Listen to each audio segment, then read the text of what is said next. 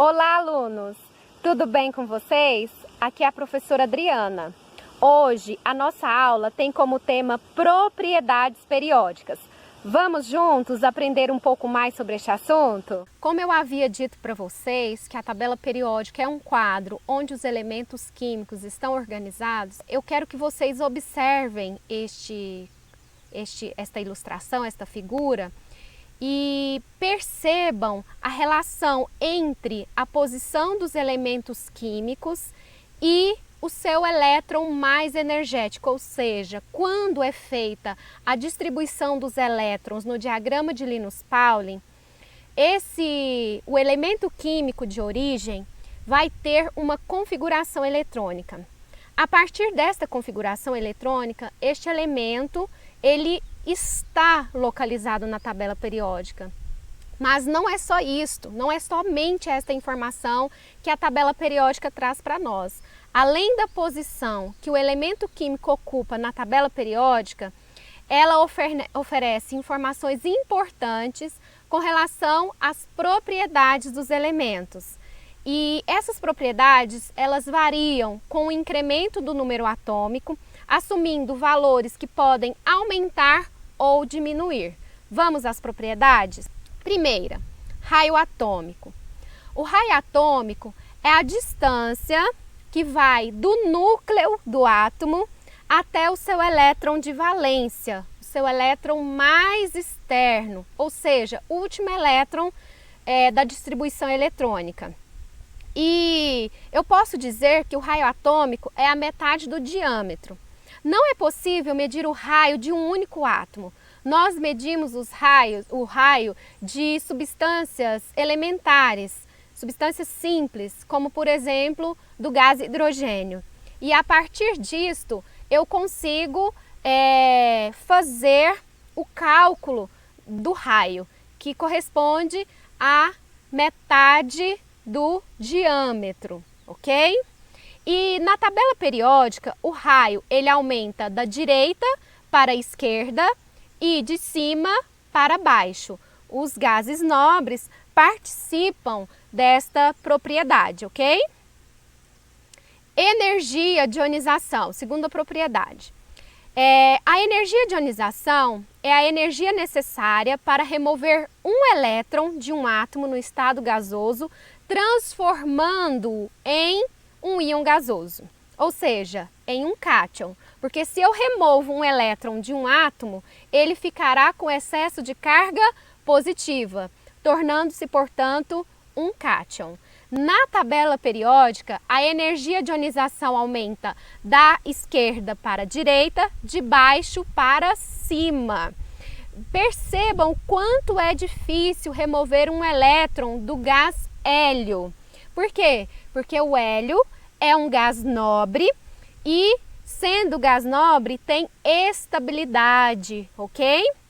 Esse elemento químico, ele é encontrado isolado na natureza, diferente dos demais elementos, né? Todos os elementos da família dos gases nobres são encontrados isolados na natureza, diferente dos demais elementos químicos que são encontrados em substâncias, ok?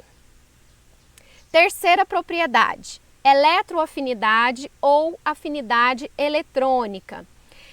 Essa propriedade, ela quantifica a energia liberada quando um átomo recebe um elétron. Varia com o potencial de ionização e não inclui os gases nobres. Essa propriedade na tabela periódica aumenta da esquerda para a direita e de baixo para cima também, ok? Porém, os gases nobres não é feito cálculo, é porque assumem valores praticamente desprezíveis. Então, se a gente calcular, o átomo que tem a maior eletroafinidade é o flúor, ok? Que está localizado na família 7A. É o elemento que libera uma maior quantidade de energia quando recebe um elétron. Bom, nós temos também a eletronegatividade. O que é eletronegatividade? É é a capacidade que um átomo tem de atrair elétrons para si. Na tabela periódica varia da esquerda para a direita, de baixo para cima. O flúor também é o elemento químico mais eletronegativo, pois ele tem uma alta tendência de atrair elétrons para si durante uma ligação química. Os gases nobres têm eletronegatividade tão baixa que ela é desconsiderada. Bom, quinta propriedade, eletropositividade ou caráter metálico.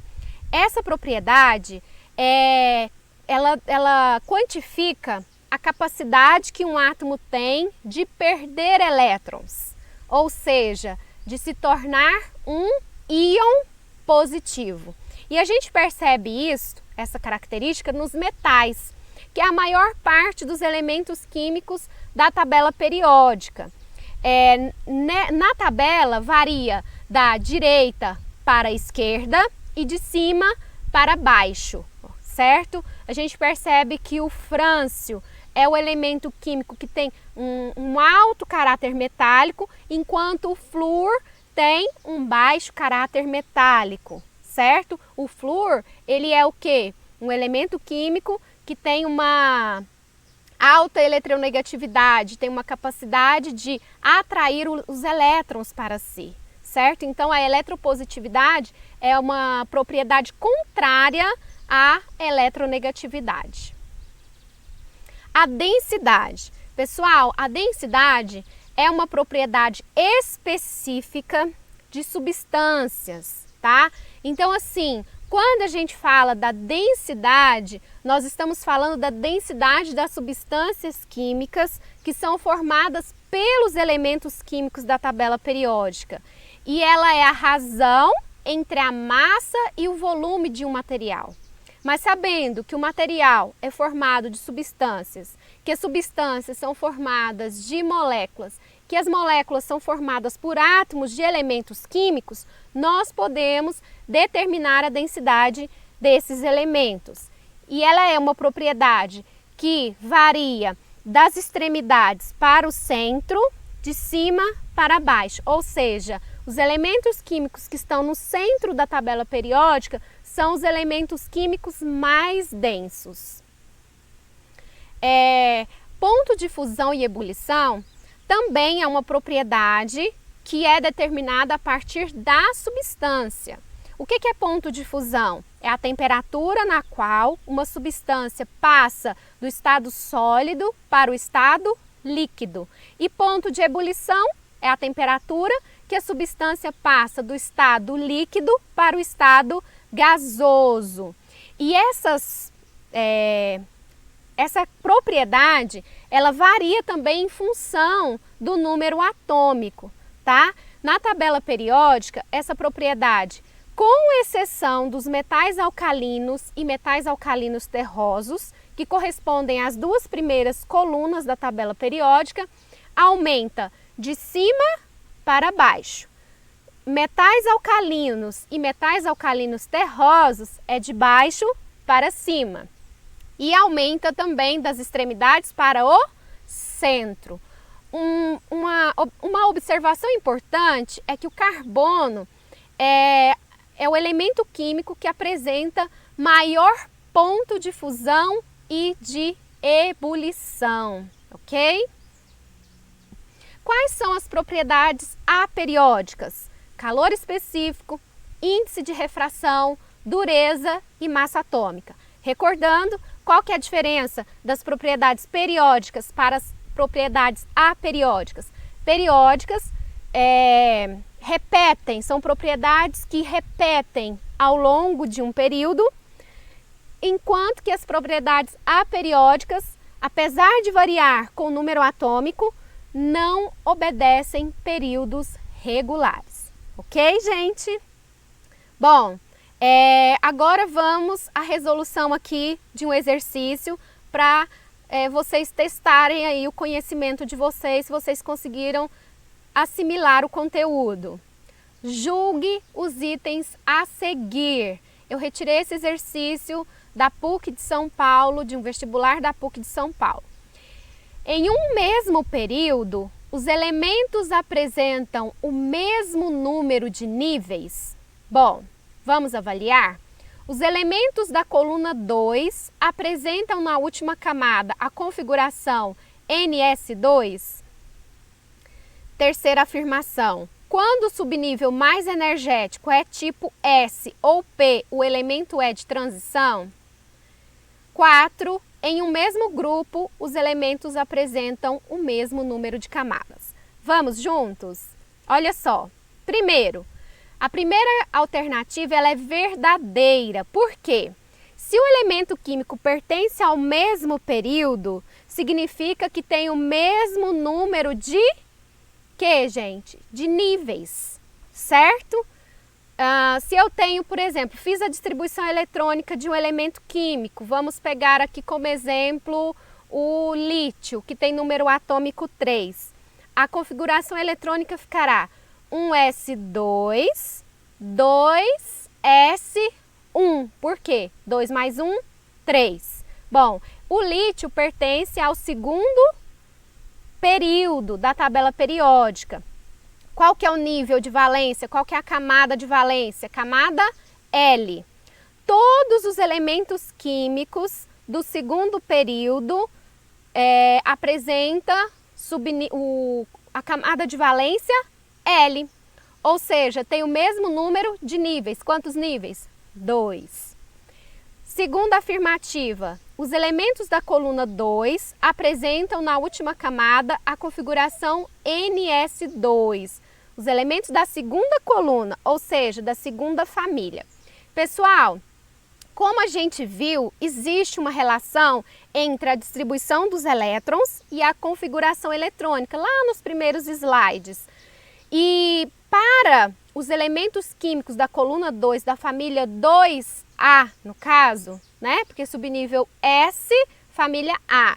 Então, NS2 significa que o que vai acontecer? Todos pertencem à coluna 2. O que vai mudar? Os níveis, o N. Então, primeiro período vai ser o quê? 1S2. Segundo período, 2S2. Terceiro período, 3S2 e assim sucessivamente.